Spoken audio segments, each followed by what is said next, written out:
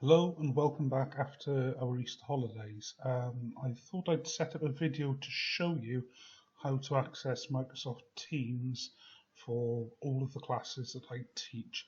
Now I'm going to be using it quite a lot as well as the classwork functions within that scheme. So first of all, when you log into your Sun Award account, you will find a page. I don't know if it's going to be like this or it's going to be your Outlook account, but either way, in the top corner here, you will see 9 dots in a square, and it will say App Launcher. If you click on that and then go down into Teams, this will then take you onto the Microsoft Teams page. Now, fingers crossed this isn't going to show anything I shouldn't be seeing. Okay, once you get into Teams, and I'll very quickly click on this one, so remove that page. Once you get onto Teams, what this will happen then is it will take you onto a page which looks something like this. Now, for example, this is my year 17, and a lot of the work I'm going to be setting is going to be based on this. So if you go into Teams, first of all, you get this front page here where it says Posts. At the moment, I haven't posted anything in there, so there is no conversations at all. So I'm going to go hello and welcome back, and then at class at SWA 7.8 Johnson T. So you can now see there's a conversation in there. You do have access to type in there, but I will warn you it's going to be moderated by myself and one of the IT staff and a few other teachers, as well as you can see there's some teachers up here. Please, please, please make sure that you keep all comments sensible. Your parents will be able to read this if I need them to. Once you're in this area, the big part that I want us to work through is the class notes section. Okay, this class notebook is where I'm going to be setting a lot of the lessons and a lot of the work. So if I click on the class notebook section, you will see it changes and it loads. And while it does that, you will then get it opening up to another screen. You can start to see it forming now. So this is the class notebook section. This is just the welcome section, welcome area to it. And it tells you what this is capable of doing. The bit that I'm going to get you to do is if you click on the corner there, you won't have all of this. You'll have something called the content library, and then you'll have your username. If you look under your username, you will see, and this is Alex, I can click on class notes, and at the moment he's got nothing in there. If you then click on the content tab, you will see that there's two topics in this. One is called common chemical, the other one is using content. So if we click on the chemical topics, what you can now see is that a lot of the work that's in here has been put into these. So these are the lessons that I have planned. So the topic map tells us what we're going to do in the topic.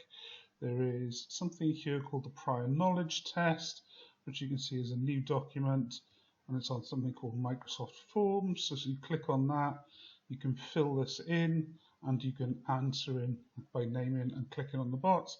Once everyone has done that, I can see roughly where we are. I can then go on to lesson 1. Now you've already done lesson 1. That was the lesson I sent out before half 2. So if I click on this, you can see you've got this rather weird bits of thing, and that's just basically setting up the notes for this lesson. And what that will do is you can see there, that's the prep. Now, if you are starting to get like I am, where you're sat there thinking, right, this isn't helping me because of the screen's a bit too small, if you go across the side here and it says more added apps, if I click on that and click on OneNote, what that will do is actually take me into the app that you've got, but it takes up the full page now. And so you get less space wasted. So I want my Year 7 class, I want the content, I'm going to do common chemicals. I'm going to now move on to show you lesson 2. Now the moment I touch this bit of the page, I should be able to zip, and you can see how I did that then. I clicked on that section there, notebook list. That gives me a notebook list. If I don't want that, I get rid of the notebook list. And that's where, this will be where all of your topics are. So you probably have your biology, so you probably have English, maths, science, history, geography. Each of your classes will be there. This is my section, science, and you've got lesson 2, and I click on here. Now once I click on this, that, fingers crossed, go away. Why are you not disappearing?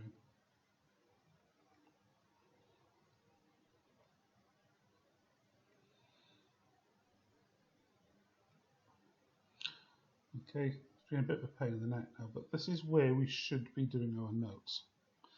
Okay, so what I've got,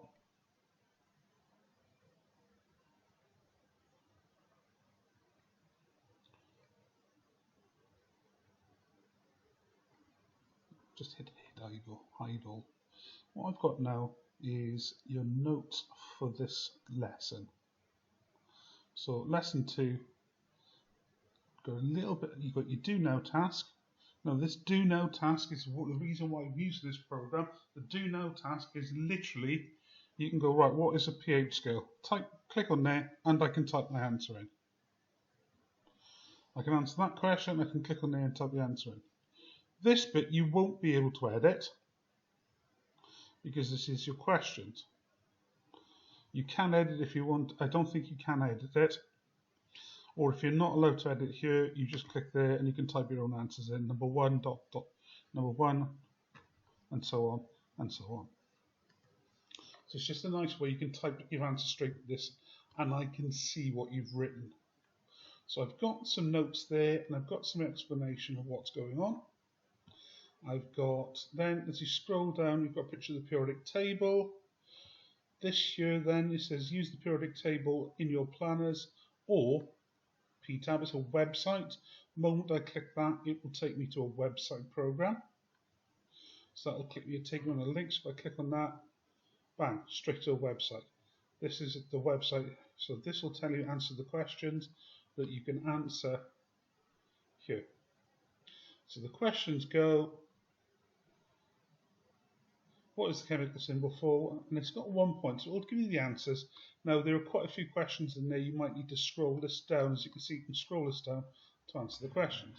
Once you've done that, it then goes on to a series of questions there for you. When you've read through them and I've got these questions, there's a little bit of a video here for you to watch. Now if I click on that, the video starts running and goes through the explanation. Okay.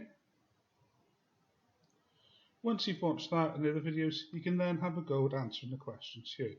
So you can start to see that this is a lesson where you can work through on your own. There's lots of sections for you to do. It does say here, complete the worksheet naming salts. Where was that? Well, if you go back up, and you can see here, we're in the content section again. Naming salts. So the moment I go back onto this,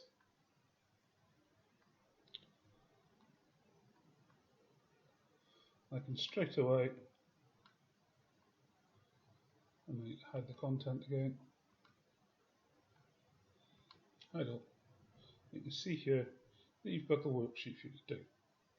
Now to type into it, this is a bit more awkward than this. You need to literally, you can put your box and then move your box over and you can type in your answers. And I will see that on my side. So there's not, you don't need to go to here. I can see all your answers. I can see all the work that you've done, and it just means that all the work can be done there.